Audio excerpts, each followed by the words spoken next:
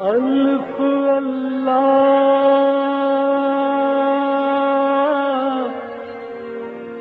چنبے دی بوٹی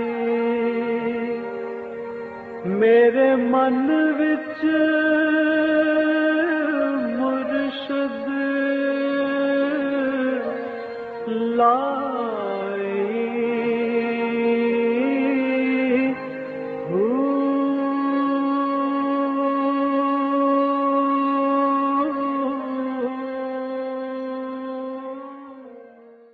بسم اللہ الرحمن الرحیم۔ السلام علیکم، پریم المرشد اور میں ہوں منور عتیق۔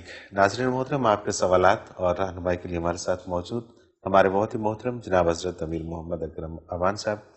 آپ سلسلہ نقشبندیہ اویسیہ کے شیخ ہیں، مترجم قرآن ہیں، مفکر قرآن ہیں، شاعر ہیں، ادیب ہیں، بہت سے حوالے ہیں آپ کے تعارف کے۔ حضرت جی بہت شکریہ، آپ نے وقت دیا اور سوالات ہمارے پاس آج بھی کافی مزیدار اور کافی انٹرسٹنگ سوال ہیں، امپورٹنٹ سوال ہیں۔ لیکن اس سے پہلے آج کا جو موضوع ہے اس کی طرف آتے ہیں۔ عذاب سے کیا مراد ہے اور یہ کس چیز پر مرتب ہوتا ہے؟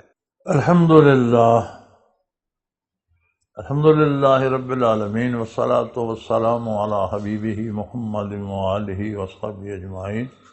اعوذ باللہ من الشیطان الرجیم، بسم اللہ الرحمن الرحیم۔ اصل سوال یہ آتا ہے، سوال یہ ہے کہ عذاب اور ثواب کیا ہے؟ ٹھیک ہے، عذاب کے ساتھ ثواب بھی ہے۔ ثواب ہے۔ عذاب ہے کیا؟ اللہ کریم کیوں دیں گے؟ بندہ ایک ناقص سی مخلوق ہے، عاجز سی، چھوٹی سی، حقیر سی۔ ہم بھی مخلوق ہیں، ایک کیڑی جو چل رہی ہے یہ بھی مخلوق ہے۔ کوئی ایسا پاگل ہے جو گھر سے کیڑیاں مارنے نکلے؟ ان کیڑیوں کو میں پاؤں رکھ رکھ کر ماروں گا؟ تو اگر بندہ اپنے جیسی مخلوق کو کچلنا نہیں چاہتا تو اللہ کریم خالق ہے، ادنا سی مخلوق کو مار کوٹ کر عذاب دے کر تو کیا حاصل؟ اللہ اکبر۔ ایسی بات نہیں ہے۔ ہر عمل کا ایک نتیجہ ہے۔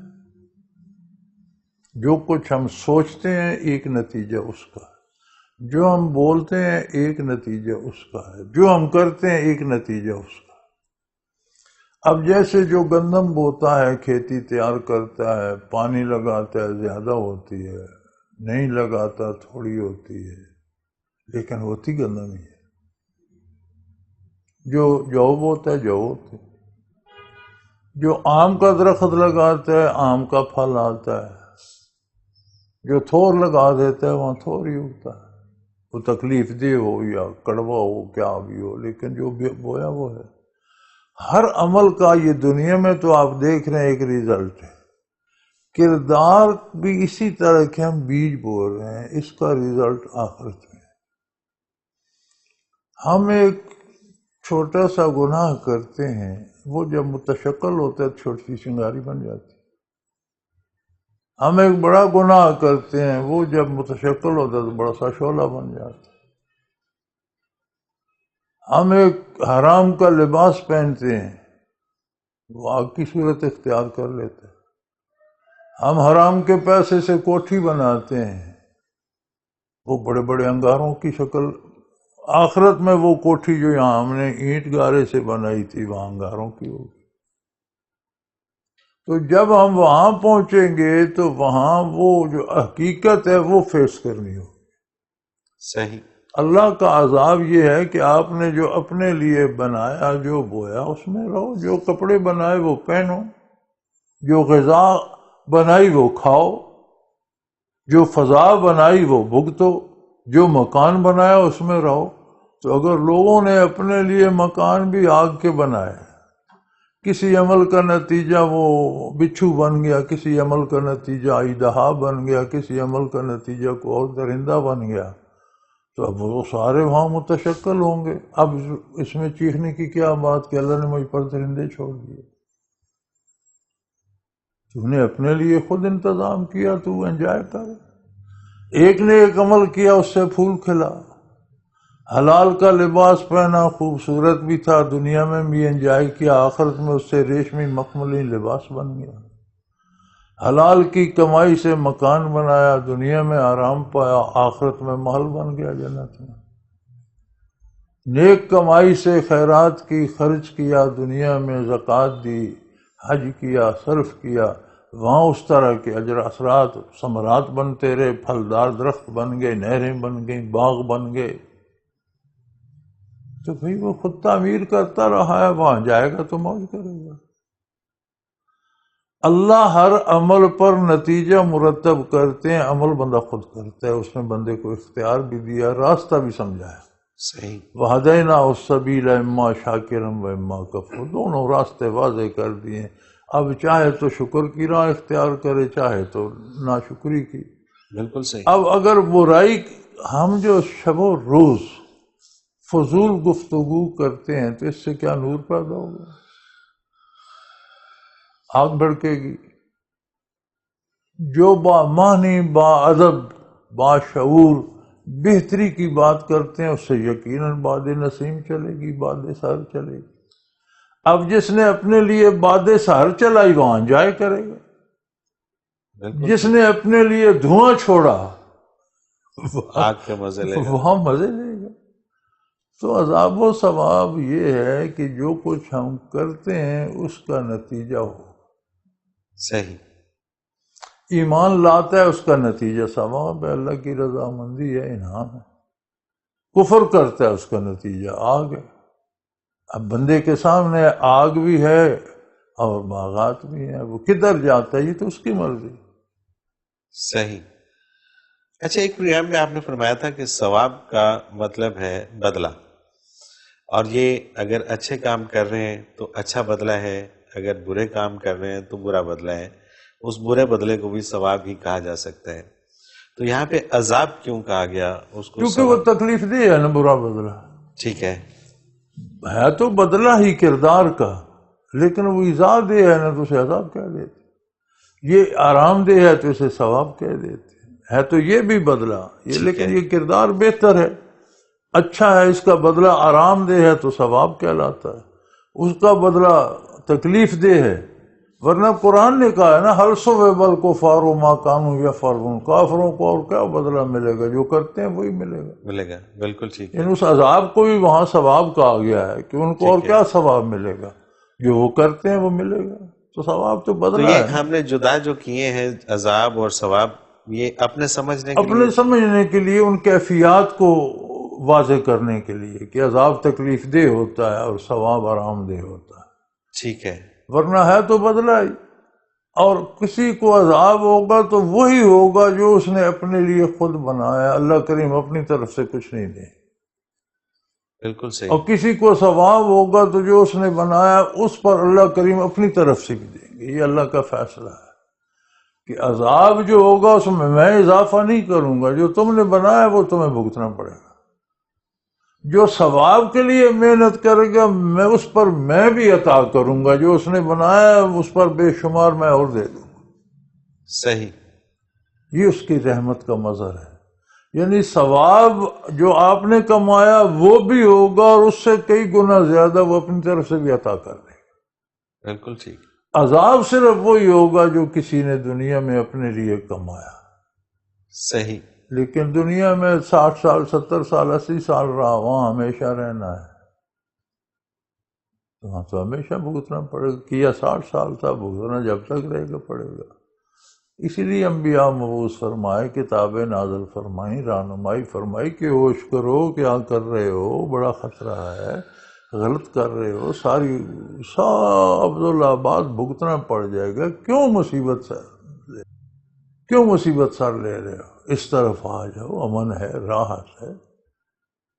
اور بالکل یعنی جنت کا حصول تو بہت آسان ہے، بڑی محنت کرنی پڑتی ہے دوزخ جانے کے لیے۔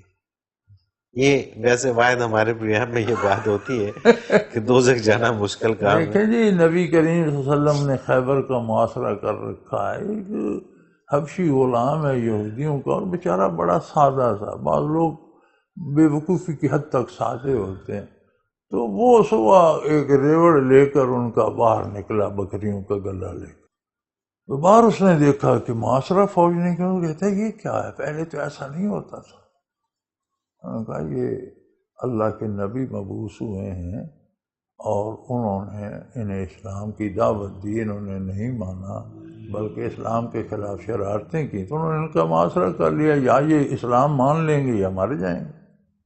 انہوں نے کہا یہ بات ہے، یہ نبی کیا ہوتا ہے؟ انہوں نے کہا وہ اللہ کریم جو ہیں انہوں نے جنت دوزخ بنائے ہیں، جو برائی کرے گا دوزخ میں جائے گا، جو نیکی کرے گا جنت میں۔ تو نبی وہ ہوتا ہے جو نیکی کی بنیاد بتاتا ہے، جنت جانے کا راستہ بتاتا ہے۔ اس نے کہا یہی بات ہے، مجھے اس نبی کے پاس لے چلا، وہ حضور کی خدمت میں لے آیا۔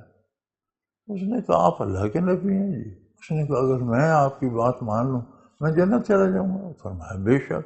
اس نے کہا پر میں کلمہ پڑھتا ہوں، یہ تو بڑی موج کی بات ہے، سبحان اللہ۔ مسلمان ہو گیا۔ تو اس نے کہا اے اللہ کے نبی میرے پاس تو یہودی کا ریوڑ ہے بکریوں کا، اس کا کیا کروں؟ آپ نے فرمایا قلعے کی طرف ہانک دے۔ اس نے قلعے کی طرف ہانک دی، واللہ کی شان سیدھی دروازے پر گئی، پہرے دار نے اندر گزار دیا، اسے تسلی ہو گئی۔ اب اگلا دوپہر کو یا شام کو جو اٹیک ہوا مسلمانوں کی طرف سے تو اس میں شامل ہو گیا اور شہید ہو گیا۔ نہ اس نے نماز سیکھی، نہ اسے کوئی فرصت ملی، نہ اس نے کوئی آخرت کا مزید لمبی بات یہ پتہ چلا کہ نبی وہ ہوتا ہے جو جنت کا راستہ اس کا دامن تھام لو جائے۔ اس نے کہا اچھا پھر میں نبی سے بات کر لوں، واقعی ایسا ہے؟ اس نے کہا اچھا پھر مجھے بھی شامل کر۔